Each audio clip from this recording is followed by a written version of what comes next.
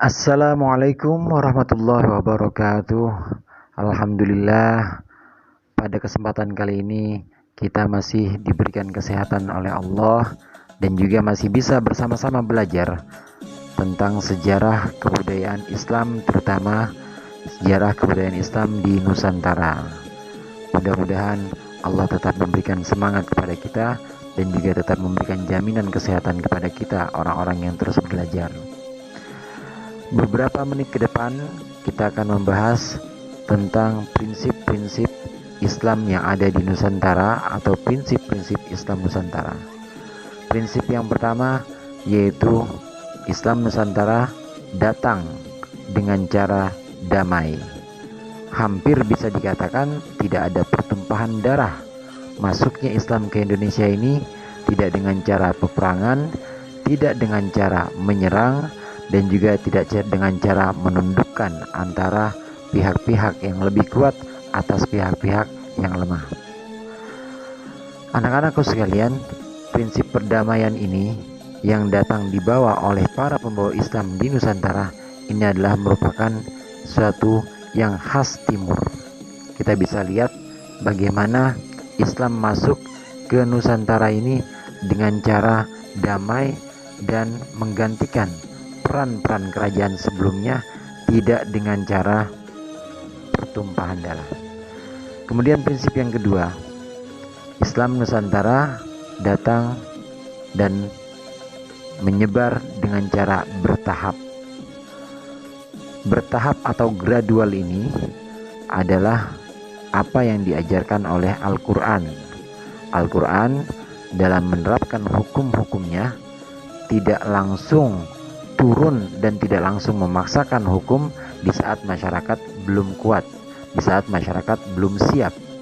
Tetapi Al-Quran datang dengan hukum-hukum di mana mempertimbangkan kesiapan dari masyarakat tersebut.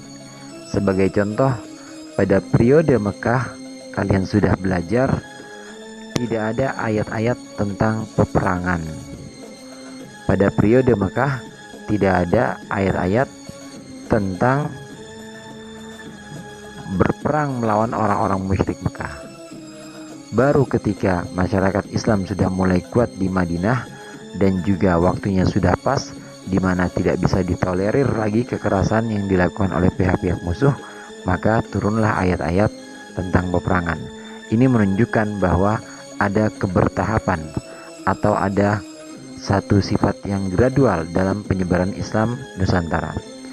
Kemudian prinsip yang ketiga yaitu Islam Nusantara sangat mempertimbangkan konteks meskipun tidak mengejampingkan teks. Konteks yang dimaksud di sini adalah kondisi sosial dan kondisi masyarakat yang akan menerima Islam. Teks-teks dalam Al-Quran, teks-teks dalam hadis atau sunnah ini kemudian benar-benar dipahami dan juga benar-benar diperhatikan apakah sudah pas diterapkan di Nusantara atau belum. Seandainya belum, maka tidak langsung diterapkan. Tapi seandainya sudah, maka diterapkan. Itu pun dengan cara yang kedua tadi, prinsip kebertahapan atau prinsip gradual. Kemudian ada satu prinsip lagi juga yang tidak kalah penting pada Islam Nusantara, yaitu Islam Nusantara sangat memelihara tradisi.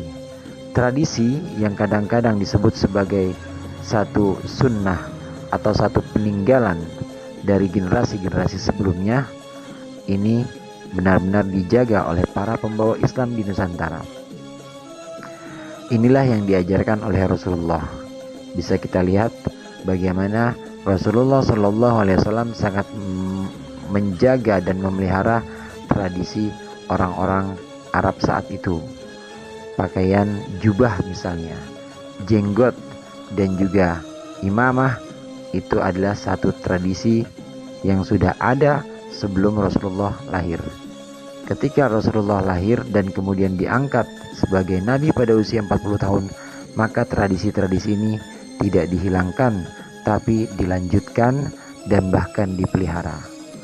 Para penyebar Islam di Nusantara juga demikian, melanjutkan tradisi-tradisi di Nusantara dan juga memelihara tradisi-tradisi di Nusantara selama itu tidak bertentangan dengan ajaran keesaan Allah atau yang disebut dengan tauhid, selama tidak bertentangan dengan pokok-pokok agama seperti rukun Islam dan rukun iman, maka tradisi terus dijaga oleh para penyebar Islam di Nusantara.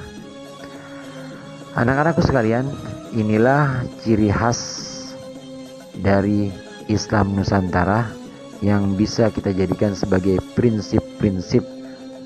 Prinsip-prinsip inilah yang kemudian membuat Islam Nusantara memiliki corak dan warna yang khas, tidak sama dan tidak serupa dengan Islam-Islam yang ada di luar Nusantara. Maka kesimpulannya, marilah kita teladani bagaimana cara Rasulullah dan juga para penyebar Islam di Nusantara menyebarkan Islam dengan cara bertahap, memperhatikan konteks masyarakatnya, tidak hanya memperhatikan teks yang sifatnya sangat tekstual, dan juga memelihara tradisi-tradisi yang sudah ada sebelumnya. Demikian penjelasan singkat ini, mudah-mudahan bermanfaat. Allahul muwaffiq ila aqwamit thoriq. Assalamualaikum warahmatullahi wabarakatuh.